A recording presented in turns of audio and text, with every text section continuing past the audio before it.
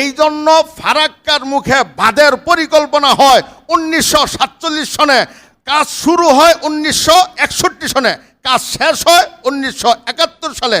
75 সনে শেখ মুজিবুর রহমানের সঙ্গে একটা চুক্তি হয় 40 দিনের জন্য, যে পরীক্ষামূলকভাবে আমরা পানিটা বন্ধ করে দেখি অবস্থাটা কি দাঁড়ায়।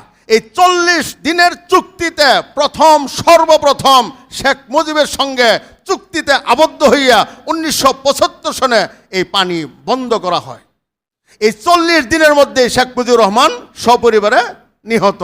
তাহলে এনও বোঝা যায় একে হত্যার মধ্যে অন্য কারো হাত আছে। এরপরে 77 সনে আরেকটা চুক্তি হয়, 78-এ 83-তে চুক্তি হয়, কিন্তু স্বল্প মেয়াদী 30,000 কিউসেক পানি বাংলাদেশকে দিবে, এরকম ছোটোখাটো সময়ের জন্য একটা চুক্তি হয়। 86 থেকে 88 চুক্তি হয়, এরপর আর চুক্তির দরকার হয় নাই। একটা দীর্ঘমেয়াদী চুক্তির জন্য ভারত সরকারের জন্য বাংলাদেশে এমন একটা সরকারের দরকার ছিল যেটা দীর্ঘমেয়াদী একটা চুক্তি হবে এই পানির। আর না হয়তো ভারতের 7টা থেকে 8টা বড় বড় প্রদেশ এরা মরুভূমিতে পরিণত হবে, খাদ্যের সংকটে ভুগবে। এই জন্য 1996-এর আগে এমন একটা সরকারের দরকার, যেই সরকার ভারতের সঙ্গে দীর্ঘমেয়াদী একটা চুক্তিতে আবদ্ধ হবে। ওইটা হয়েছে কবে? 11-12-96।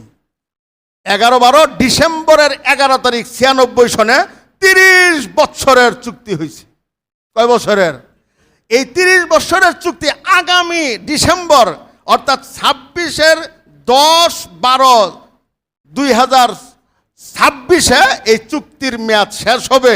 এই জন্য ভারত মরিয়া হইয়া এরা চেষ্টা করতেছে বাংলাদেশে এমন একটা সরকার বসাইতে, যেই সরকার আবারও দীর্ঘমেয়াদী একটা পানির চুক্তিতে যেন আবদ্ধ হয়। এই জন্য আপনাদের কাছে এবং সকল দেশের আমাদের সকল ভাই বোনদের কাছে আমাদের আবেদন থাকবে এইটা, আগামী নির্বাচনে যেই সমস্ত রাজনীতির দলেরা এই কথার ইশতেহার ঘোষণা করবে যে ভারতের সঙ্গে পানির কোনো চুক্তি নয়, আন্তর্জাতিক আইনে যাহা হবে তাহাই হবে আমাদের ভাগ্যে, কোনো চুক্তিতে আমরা যাব না, এই ইশতেহার যারা দিবে তাদের সাথে আমরা আছি, অন্যদের সাথে নাই।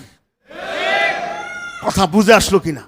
কারণ আগামী 25-30 বছর পরে পানির অভাব বুঝবেন। এখনই তো আগে পানি 120 ফুটে পাওয়া গেছে, এখন 160-এও নাই, আস্তে আস্তে স্তর নিচে চলে যাচ্ছে।